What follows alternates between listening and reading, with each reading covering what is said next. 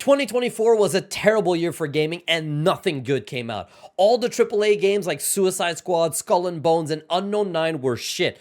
We had broken games like Star Wars Outlaws and Dragon's Dogma 2. Even smaller games like Funko Fusion and Slitherhead were stinky. And to top it all off, we didn't even get any good licensed games this year. All we got were garbled TMNT games and another bad SpongeBob Patrick Star game. The only good game we did get this year, Concord, got shut down because it made all the other games look bad. I'm pretty sure that's why I got shut down. Anyways, welcome everybody to the channel where today we're going to be looking at the 5 worst games that I played in 2024. This is obviously just my list and these are just the games that I played. I got pretty lucky and I skipped a lot of the games I named in that intro. If you were also as unlucky as I was though, you probably played some shit games. Let me know in the comments what you played. What were the worst games of the year? If you're new here, please make sure to subscribe and give the video a thumbs up. It helps the YouTube algorithm. Now, let's talk about the 5 worst games I played in 2024. Number 5 on our list is South Park Snow Day. And the reason why it's number 5 because this game is so bad, it's actually pretty fun. So, I have played through the whole game of South Park Snow Day, which is only about 4 hours in total. There was like 5 missions, each of them being 30 to 40 minutes in total. And it is a bad game. It's just overall very bad. The gameplay is rough. The AI is terrible. The graphics are awful. And the worst part of it all, it's not funny. And you expect South Park to be hilarious, and unfortunately, it is not. However, it is really bad to the point that it is actually fun in some points, which is why I'm putting it at number 5. This is without a doubt a game you must skip.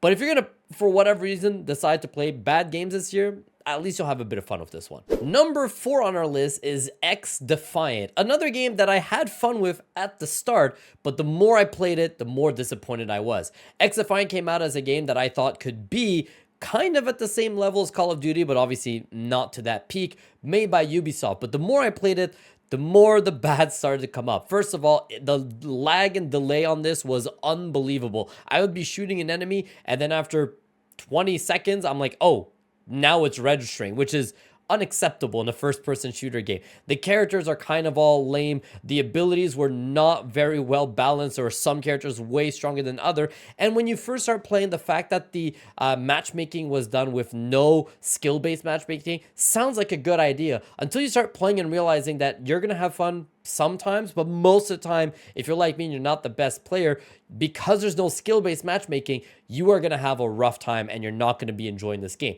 To the point now that they have officially announced that this game is going to be shut down very soon, so I'm not the only one who doesn't like this, clearly, and it's unfortunate, but it is the number 4 worst game I played this year. As a huge fan of Supermassive Games and of Dead by Daylight, I was so excited about the casting of Frank Stone, until I played it, and man, this game was so rough to get through.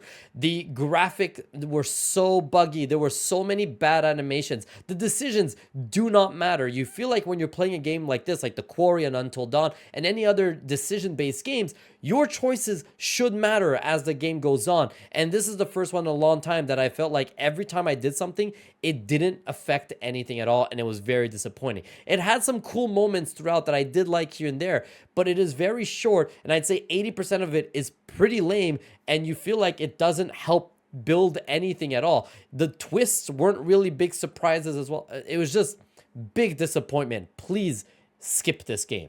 Number 2 on our list of worst games of the year is Silent Hill: The Short Message. This is probably the worst game I have played of the year, but it was free to play and it was under 2 hours, so I'm going to give it a bit of slack compared to my number 1 that we'll talk about in a second. This game didn't really feel like a game. Again, like I said, being very short, only having 2 puzzles to solve, and honestly, a story that was kind of meh. The more I think about it, I feel like when I first finished it, I was a bit more high on it, but the more I thought about it, the more I forgot what it was, and I had to go back and read. I was like, oh yeah, this happened and that happened. And when it's just 2 hours, it doesn't obviously have a lot of room to breathe, but at least it respected my time. Not a great game, not a great story, not really anything, honestly, with how short it is, but at least it was free. And the worst game I played this year is this garbage, Foam Stars, a 4v4 Splatoon style game that was just terrible. The gameplay was awful. The matchmaking was terrible, sometimes taking me 20 minutes to find one game in the first week that it launched. It was $40 at launch, and now they finally decided to make it free to play. You should still not play it. But on top of being $40 at the point, they had these ridiculous monetization that was super disrespectful towards everyone. And then the single player content was so frustrating. You had these wave-based systems for the tutorial that would take you 20 minutes a character to teach you one ability. That was ridiculous. I would find out how to play in the first 2 minutes and then be forced to continue for another 20.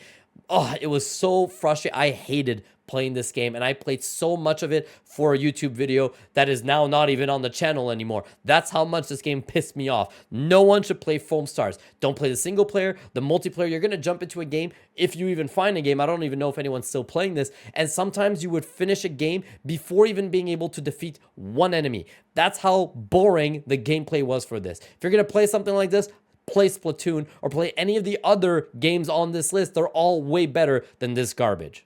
All right, so that was the 5 worst games that I played this year. And I know they're not even that bad. I at least had some fun with a couple of them. But I'd love to know, what terrible games did you play? Let me know in the comments down below. If you're new, once again, please subscribe. Give the video a thumbs up. Go watch my other fun videos. I just posted a top 10 best games of 2024. I've got the most anticipated games of 2025 list coming up too. So thank you guys for watching. Take care, everybody. I hope you don't play any of these garbage in the future. Bye-bye.